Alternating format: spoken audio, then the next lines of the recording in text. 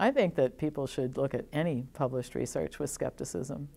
Dr. Karl Popper, no relation to me, said many, many years ago that the way that people should approach looking at an idea, something new, new information, is try to prove it wrong.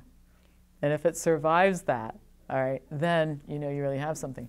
So the medical journals are so clogged with garbage right now that when I read something, even if it says what I have believed to be true for a long time based on my research, I assume it's wrong unless I can prove it right by really looking at things like study design, the conflicts of interest of the authors, and that sort of thing. There's so much mischief. And let me give you an example of how drug companies got psychiatric drugs approved. There were several psychiatric drugs that the trials were set up for 16 weeks. All right, so you decide on a study design. We're going to give double-blind, placebo-controlled. So we're going to give half the people one of these drugs, half the people a placebo. We're going to follow them for 16 weeks. Okay, so what happens, and this happened actually in the case of a very well-known brand name psychiatric drug, is that at 8 weeks, the people taking the drug were clearly better off than the people taking the placebo. But things started to go south, and at 12 weeks, not so much, and by 16 weeks, the placebo people were actually a little bit better off. So the data that were submitted to the FDA showed a cutoff at 8 weeks, which really should be a form of criminal behavior. It's fraud. And the FDA approved this drug on the basis of these kinds of flawed studies. So you have to dig deeper than just looking at one study and almost assume from the start. It sounds like being a negative person, but that might protect you a lot in the healthcare business. Assume that it's wrong unless you can prove it right.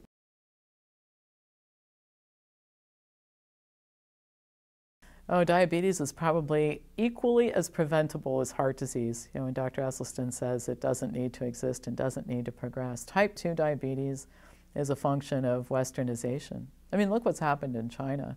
There used to be no type 2 diabetes in China to speak of, and now there are hundreds of millions of diabetics in China. And in a country of 1.5 billion people, they just don't have the resources to deal with this. But what happens is people eat the rich Western diet, and it puts weight on you. I mean, the calorie density in an average day of eating, if you're eating the standard American diet, is ridiculous. You can't not gain weight, for most people anyway.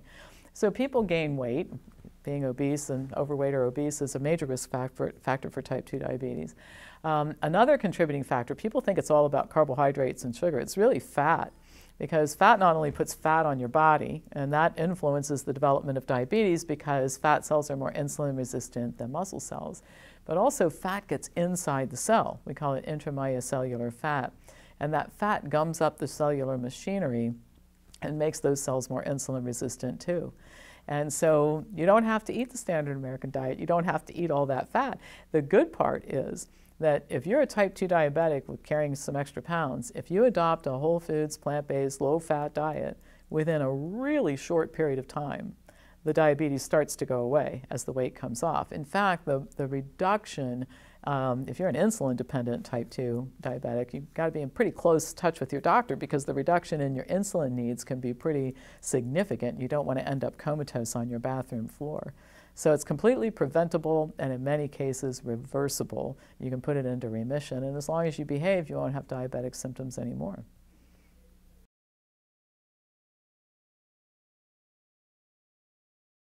Well, the effectiveness of drugs and surgery on cardiovascular disease depends on who we're talking about.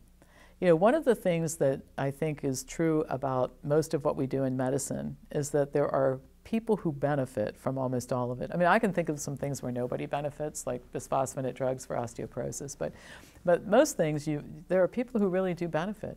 You know, so a good example would be if you have familial hypercholesterolemia, and no matter how well you eat and how lean you stay and how much exercise you do, your cholesterol is 350, that's a situation where statin drugs are genuinely helpful. If you arrive at the hospital in the middle of a myocardial infarction, bypass surgery or angioplasty can save your life. So the problem is not that these things are not useful. The problem is that there's no money in it to speak of unless you can use these things on huge swaths of the population. So now what we're basically doing is we're saying to everybody who has high cholesterol, don't worry about it, we can give you drugs. We're doing bypass surgery 500,000 times a year instead of maybe 15,000 or 20,000 times a year. We're doing angioplasty on people who don't qualify. I mean, we had a very interesting discussion last night with Dr. Williams from the American College of Cardiology talking about if you knock out, there are two very specific situations in which angioplasty is definitely warranted. It saves lives. If you knock that out, plus the people who arrive at the hospital in the middle of their heart attack, most angioplasty we do is not warranted. So I think the key is we have to get to the place where there's judgment on behalf of the consumer and the healthcare provider to make sure that we're using these things in appropriate ways. And if we did that, the perception of modern medicine, which now I think is quite negative in many people's eyes for good reason. It's bloated, it's expensive, it's inappropriate, it's impersonal, it's all about the money, we hurt people. We would go back to a time when discoveries in medicine were exciting. The development of the antibiotic was one of the biggest game changers in healthcare in the history of the planet. And it's totally been perverted by the overprescribing of antibiotics. I want to get back to the place where we look at the advancements that we've had in medicine as truly great achievements instead of doing what you and I are doing here, which is complaining about the overuse of it all.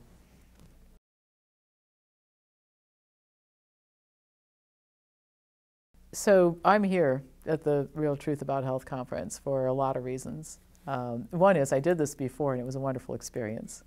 And I always like being in front of engaged audiences. And so the people who come here that we get to interact with, and you saw this from the number of questions, we never in any session get to the end of the questions.